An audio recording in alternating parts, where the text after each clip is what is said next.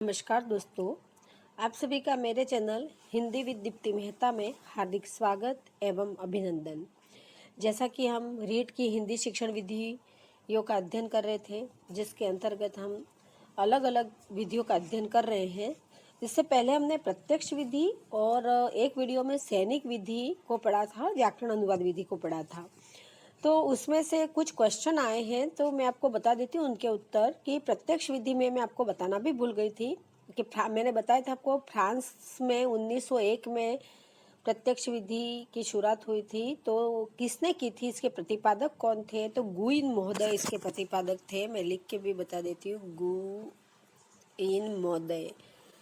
प्रत्यक्ष विधि के प्रतिपादक फ्रांस में कौन थे? गुइन महोदय। ये आप ध्यान रखिएगा। उसके पश्चात इसके अंतर्गत प्रत्यक्ष विधि में आपको एक चीज और बतानी है कि भारत में इसकी शुरुआत कब हुई थी। तो देखो, भारत में इसकी शुरुआत 1951 में हुई थी और सर्वप्रथम संस्कृत शिक्षण में इस विधि का प्रयोग किया गया था। और इनके प्रवर्तक थे प्रोफेसर वीपी वकील। देखो, वीपी वकील, प्रोफेसर वीपी वकील। और इसके समर्थक थे जेफरसन गेट। तो आपको ये ध्यान रखना है कि प्रत्यक्ष विधि के प्रतिपादक फ्रांस में गुइन महोदय थे। भारत में 1951 में इसकी शुरुआत हुई थी और सर्वप्रथम संस्कृत शिक्षण में इसका प्रयोग किया गया था 1951 में। और इसके प्रवर्तक थे प्रोफेसर वीपी वकील। ये तो मुझे प्रत्यक्ष विधि में बताना था। और एक आंसर पूछा था किसी ने मुझे, मेरे स्टूडेंट ने, कि सैनिक विधि। तो सैनिक विधि का मैंने आपको बताया था कि इसकी शुरुआत अमेरिका में हुई थी। अमेरिका में कुछ सैनिकों के ऊपर इस विधि से शुरुआत की गई थी। पर इसको शिक्षा में लाने का जो श्रेय है वो ब्लूमफील्ड और पेज, बोस और स्पीयर, इनको जाता है शिक्षा के क्षेत्र में प्रयोग में लाने का श्रेय। ब्लूमफील्ड, पेज, बोस और स्पीयर सैनिक विधि को शिक्षा के क्षेत्र में लाने का श्रेय। बाकी मैंने आपको सैनिक विधि अच्छे से समझा दी थी। तो ये दो क्वेश्चन पूछे गए थे, दोनों के आंसर मैंने आपको दे दिए। प्रत्यक्ष विधि गुइन महोदय फ्रांस में, और अपने भारत में प्रोफेसर वीपी वकील। और सैनिक विधि के शिक्षा क्षेत्र में लाने का श्रेय था ब्लूमफील्ड, पेज, बोज और स्पीयर। अब चलो, आज की एक नई विधि की अपन शुरुआत कर देते हैं। व्याकरण अनुवाद विधि आपको अच्छे से समझ में आई गई होगी, उससे संबंधित कोई क्वेश्चन नहीं थे। इन दोनों में जो बताना रह गया था मैं आपको बता चुकी हूँ। अब एक नई विधि की आज शुरुआत करते हैं, प्रायोजना विधि, जिसके अन्य नाम है प्रोजेक्ट मेथड, योजना विधि। अब नाम से ही सबसे पहले दिमाग में विचार आता है कि इस विधि का विचार सर्वप्रथम, इस विधि को लाने का विचार सर्वप्रथम किसके मन में आया? तो एक दार्शनिक थे, जॉन डीवी। तो जॉन डीवी के मन में सर्वप्रथम ये विचार आया कि क्यों ना प्रोजेक्ट मेथड से शिक्षण करवाया जाए। उसके पश्चात इनके जो शिष्य थे, हेनरी किलपैट्रिक, जो एक मनोवैज्ञानिक थे, उन्होंने जॉन डीवी के विचारों से प्रभावित हुए ये, और उन्होंने प्रोजेक्ट मेथड की शुरुआत कर दी। इसलिए जनक इनका माना जाता है किलपैट्रिक। बहुत सी बार एग्जामों में प्रश्न आया है कि प्रायोजना विधि या प्रोजेक्ट मेथड के जनक, तो आपको लिखना है हेनरी किलपैट्रिक। और सर्वप्रथम विचार किसके मन में आया अगर पूछा जाए तो जॉन डीवी। अब आगे बढ़ते हैं कि इसकी रूपरेखा किलपैट्रिक ने कब रखी थी। ऐसा प्रश्न आज तक पूछा नहीं है, हर बार एक ही प्रश्न पूछा जाता है, जनक हेनरी किलपैट्रिक। 1918 में इसकी रूपरेखा तैयार की गई, सर्वप्रथम कहाँ पे? अमेरिका में। अब ये जॉन डीवी के प्रयोजनवाद से किलपैट्रिक प्रभावित थे। प्रयोजनवाद था जॉन डीवी का, जिसके उससे प्रभावित थे हेनरी किलपैट्रिक। और डीवी क्या कहते हैं? देखो, डीवी का विचार है कि नवीन ज्ञान की प्राप्ति उन सक्रिय अनुभवों द्वारा होती है जो किसी वास्तविक समस्या अथवा कठिनाइयों के समाधान के समय उपलब्ध होती है। यानी हम अपने जीवन में नवीन ज्ञान की प्राप्ति तब करते हैं जब हम किसी अनुभव से गुजरते हैं, सक्रिय अनुभव से। जो हम कर रहे हैं, कोई कार्य कर रहे हैं, कार्य करते हुए हमारे सामने कोई समस्या आती है और उन कठिनाइयों का जब हम समाधान करते हैं तो समाधान के रूप में हमें क्या होता है? नवीन ज्ञान की प्राप्ति होती है। तो इन्हीं विचारों से प्रेरित कौन हुए थे? किलपैट्रिक ने अपनी प्रोजेक्ट पद्धति को इसी सिद्धांत पे शुरुआत की थी, डीवी के सिद्धांत पर, कि हम किसी समस्या का जब समाधान करते हैं तो समाधान करते हुए हमें नवीन ज्ञान की प्राप्ति होती है। ये डीवी के सिद्धांत पर आगे चले थे। कौन चले थे? किल पैट्रिक। अब एक छोटी सी परिभाषा है कि प्रायोजना विधि होती क्या है या प्रोजेक्ट मेथड होता क्या है। तो किसी भी कार्य को वैज्ञानिक ढंग से तथा क्रमबद्ध रूप से पूर्ण करने की प्रक्रिया प्रोजेक्ट कहलाती है। वैज्ञानिक ढंग से करो, क्रमबद्ध रूप से किसी कार्य को संपन्न करने की जो प्रक्रिया होती है वह प्रोजेक्ट कहलाती है।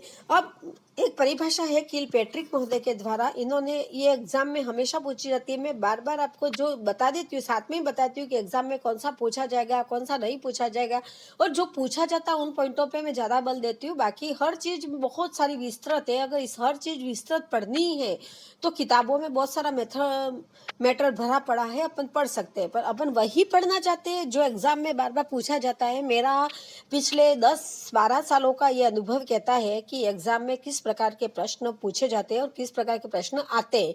तो मैं इसी आधार पर आप लोगों को पढ़ाती हूँ कि किस प्रकार के प्रश्न आपके एग्जाम में आएंगे, उन्हीं पॉइंट सम्मिलित करती हूँ, फालतू पॉइंटों को सम्मिलित नहीं करती हूँ। पुराने पेपर्स को भी मैं देखती हूँ और पुराने पेपर्स के हिसाब से ही क्वेश्चन कैसे बनते हैं उसको देखकर मैं बिंदुओं को ऐड करती हूँ। तो देखो, किल पैट्रिक की परिभाषा बहुत ही महत्वपूर्ण है, ये बार बार एग्जाम में पूछी जाती है, ध्यान रखना। परियोजना एक उद्देश्यपूर्ण क्रिया है जो सामाजिक वातावरण में पूर्ण लगन के साथ संपन्न की जाती है। ध्यान रखना, अगर योजना परियोजना से संबंधित अगर आपका कोई भी क्वेश्चन आता है, उसमें उद्देश्यपूर्ण क्रिया और सामाजिक वातावरण दो शब्द अगर अंदर आते हैं तो आपको आंख बंद करके परिभाषा कर देनी है किल पैट्रिक, कि जो उद्देश्यपूर्ण क्रिया है और वो उद्देश्यपूर्ण क्रिया है वो सामाजिक वातावरण में संपन्न की जाती है। ये ध्यान रखना। आईएमपी परिभाषा महत्वपूर्ण परिभाषा। अभी तक जो मैंने बताया उसमें आपके दो चीजें महत्वपूर्ण है, जनक किल पैट्रिक और ये परिभाषा जो है किल पैट्रिक ने दी है। ये दोनों चीजें आपको ध्यान रखनी है। एनसीएफ के अंतर्गत विद्यालय स्तर पर प्रोजेक्ट कार्य करवाने पर बल दिया गया है। एनसीएफ 2005 नेशनल करिकुलम फ्रेमवर्क 2005 जो लागू हुआ था, उसके अंतर्गत विद्यालय स्तर पर ये कहा गया था कि छात्रों को अधिक से अधिक प्रोजेक्ट कार्य करवाए जाए ताकि छात्र स्वयं करके सीखने पर बल दे, अपने कार्यों को स्वयं करें और स्वयं सीखें। अब है प्रायोजना पद्धति के प्रमुख सिद्धांत। अब देखो, ये चीज आपको बिल्कुल ध्यान रखनी है कि प्रायोजना पद्धति के प्रमुख सिद्धांत कौन कौन से हैं। इन सिद्धांतों से भी क्वेश्चन बनते हैं, कौन सा नहीं है। एग्जाम में एक बार प्रश्न आया है कि प्रायोजना पद्धति का सिद्धांत कौन सा नहीं है, तो आपको पता होगा कि सिद्धांत कौन सा है तो आप कर सकते हो। सबसे पहला सिद्धांत है प्रयोजन या योजना। किसी भी कारण से हम किसी प्रोजेक्ट की शुरुआत करते हैं तो वो होता है प्रयोजन। क्रियाशीलता, उस कार्य को सक्रिय रह के करना। यथार्थ, वास्तविकता में उस कार्य को करना है। फिर उस कार्य की उपयोगिता क्या है, क्यों इस कार्य को हम कर रहे हैं, है ना। और नेक्स्ट है स्वतंत्रता, कि किसी भी कार्य को करते समय व्यक्ति को, सामने वाले जो प्रोजेक्ट कर रहा है उस व्यक्ति को स्वतंत्र छोड़ देना चाहिए, उसके ऊपर कोई बंदिश नहीं होनी चाहिए। सामाजिकता की भावना में रहते हुए कार्य को करना चाहिए। अनुभव का सिद्धांत, अनुभव होने पर ही वो कार्य को और अच्छा कर सकता है। समन्वय का सिद्धांत, सभी के साथ मेलजोल कर कार्य करना चाहिए। इसके अंदर का मैटर कोई नहीं पूछता है, इसलिए मैं ज्यादा डिस्क्राइब नहीं कर रही हूँ। बस आपको इतना ही ध्यान रखना है कि किसी भी कार्य को करने से पहले सबसे पहले उसका कारण पता होना चाहिए, उस कार्य के प्रति अपनी क्रियाशीलता होनी चाहिए, यथार्थता, वास्तविकता होनी चाहिए, उसकी उपयोगिता होनी चाहिए और उसमें स्वतंत्रता होनी चाहिए, सामाजिकता की भावना होनी चाहिए, अनुभव का सिद्धांत होना चाहिए और समन्वय का सिद्धांत होना चाहिए। अब देखो, बहुत सी बार ये भी प्रश्न पूछा जा सकता है कि प्रोजेक्ट पद्धति के निर्माता किल पैट्रिक ने योजनाओं के कितने प्रकार बताए, तो योजनाओं के 4 प्रकार बताए। आपको ध्यान रखना है, योजनाओं के 4 प्रकार बताए। अब कौन कौन सी योजना है देख लेते हैं। सर्वप्रथम सृजनात्मक योजना। अब अपने मन में एक विचार आता है कि सृजनात्मक योजना में क्या क्या चीजें हो सकती है। तो सृजनात्मक योजना में खिलौने बनाना, पत्र लिखना, नाटक करना, खेलना आदि चीजें सृजनात्मक योजना के तहत आती है। कि सृजनात्मक योजना के तहत हम छात्रों को क्या कार्य दे सकते हैं प्रोजेक्ट के रूप में, तो किसी खिलौने के बनाने का कार्य दे सकते हैं, कोई पत्र लेखन का कार्य दे सकते हैं, कोई नाटक प्ले करने का कार्य दे सकते हैं, कोई खेल खेलने का कार्य दे सकते हैं। ये सब सृजनात्मक योजना के अंतर्गत आता है।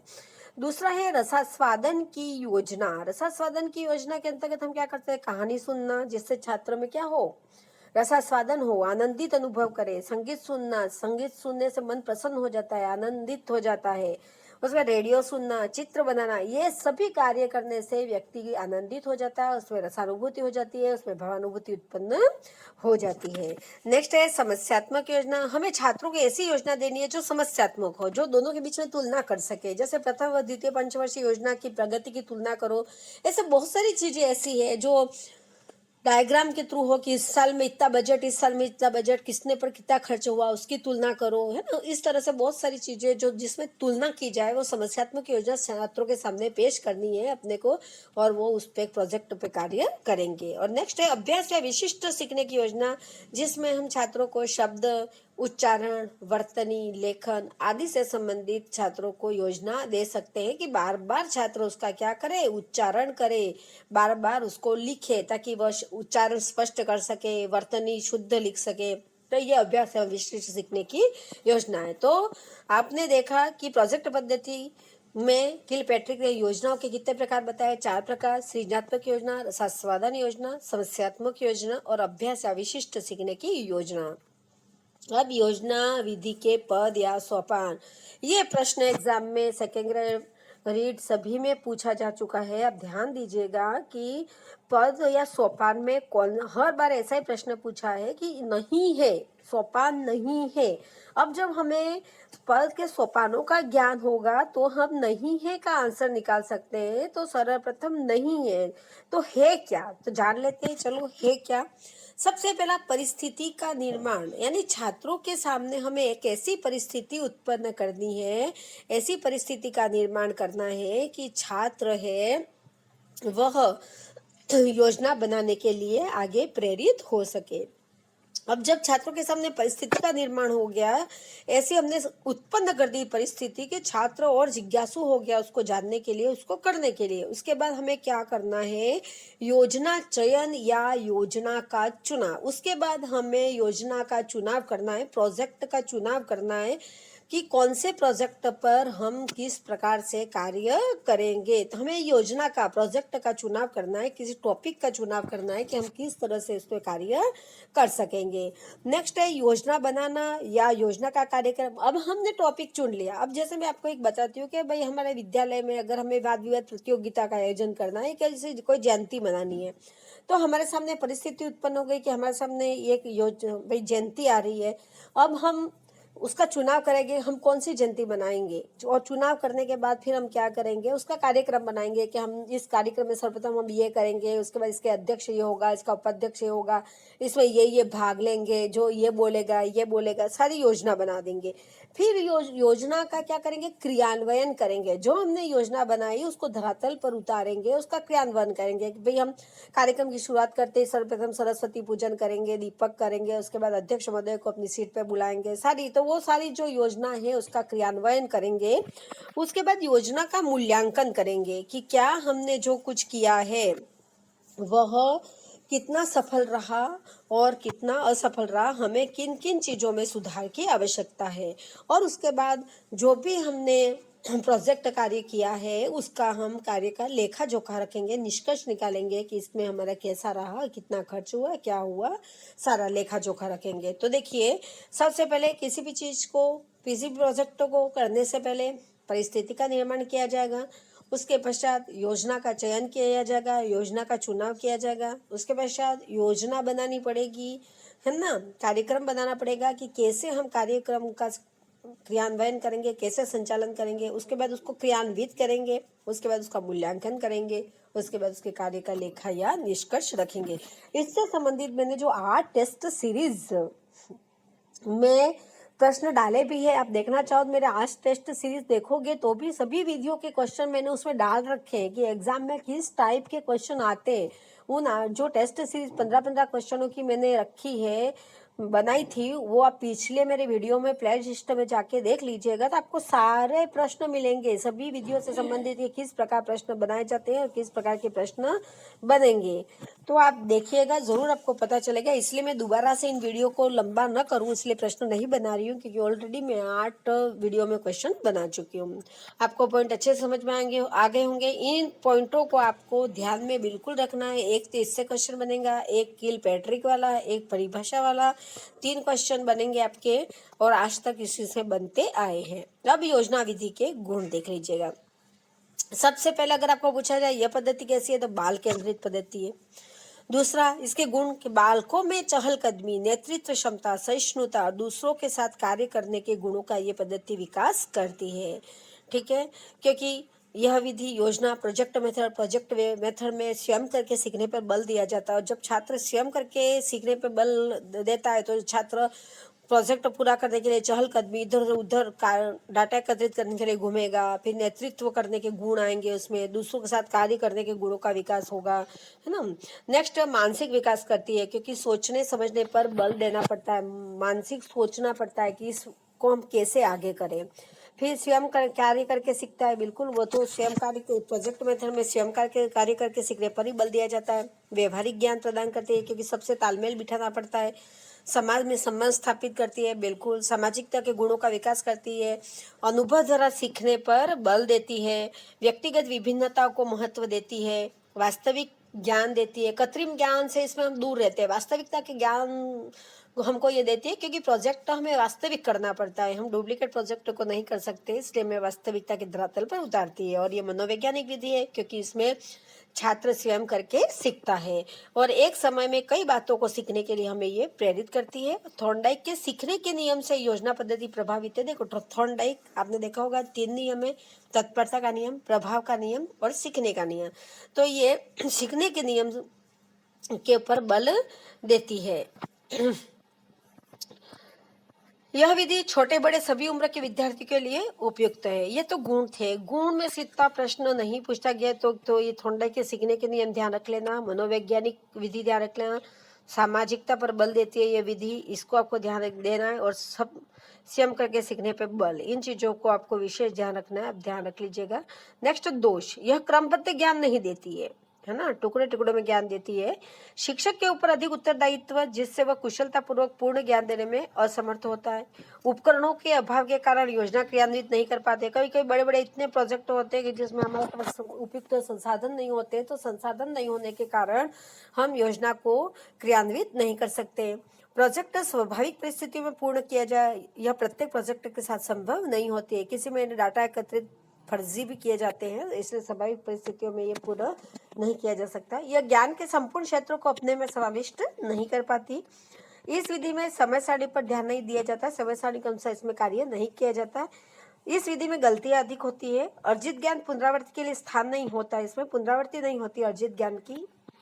और यह विधि सभी विषय के शिक्षण के लिए उपयोगी नहीं होती है, जैसे अंकगणित होती है, बीज गणित होती है, इसके लिए यह विधि उपयुक्त नहीं है। तो आपको योजना विधि के ये दोष है, आप बार बार वीडियो को देख लीजिएगा तो आप इसको अच्छा आसानी से समझ पाओगे। ऐसा कुछ इसमें से ज़्यादा प्रश्न बनते नहीं है, जहाँ से प्रश्न बनते हैं मैंने आपको बता दिया है। अब प्रायोजना विधि की पाठ योजना के बिंदु। सबसे पहले हम कोई भी योजना की पाठ योजना बनाते हैं। पाठ योजना में सबसे पहले हम सामान्य उद्देश्य को लेते हैं।